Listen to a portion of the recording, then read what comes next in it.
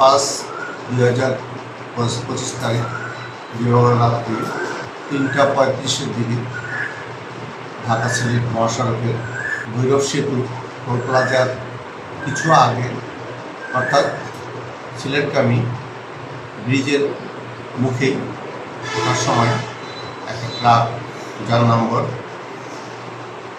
Dhaka metro 12-4674 ছোট truck jet স্টিলের পাতসহ সিলেটগামী পথে ড্রাইভার নামে তার প্রাকৃতিক ডাকে প্রস্রাব করার জন্য, সঙ্গে তার ভাই ছিল হেল্পার হিসেবে।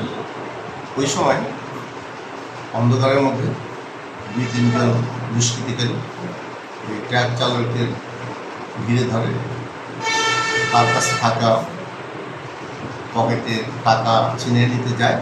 নগদ পেমেন্টে 500 টাকা পর্যন্ত ক্যাশব্যাক আর লেনদেনে প্রতিদিন ডিপ ফ্রিজ এবং ঘন্টায় ঘন্টায় এসি টিভি সহ দারুণ সব গিফট।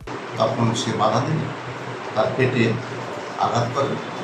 গুরুতর জখম অবস্থায় পুলিশ খবর পেয়ে হাইওয়ে পুলিশ এবং জেলা পুলিশ ভৈরব থানা সঙ্গে সঙ্গে গিয়ে তাকে উদ্ধার করে চন্দ্রপুর হাসপাতালে নিয়ে যায়। রোগীর অবস্থা গুরুতর হয়, তার প্রাথমিক চিকিৎসা দিয়ে ঢাকা মেডিকেল কলেজ হাসপাতালে প্রেরণ করা হয়। তখন 4টার মতো হবে, 4:30 থেকে। প্রতিমধ্যেই ঢাকা মেডিকেলে যাওয়ার আগে মৃত্যুবরণ করে।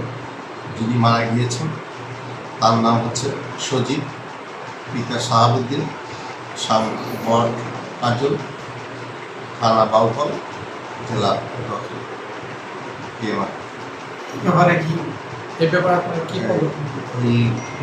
যে যিনি মারা গেছেন তার শ্রদ্ধাল এবং পোস্টমর্টেম ঢাকা মেডিকেল কলেজ করছেন।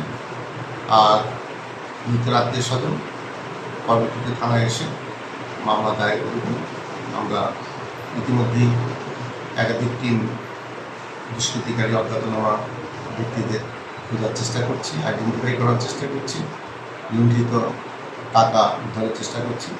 আমাদের কার্যক্রম অব্যাহত আছে।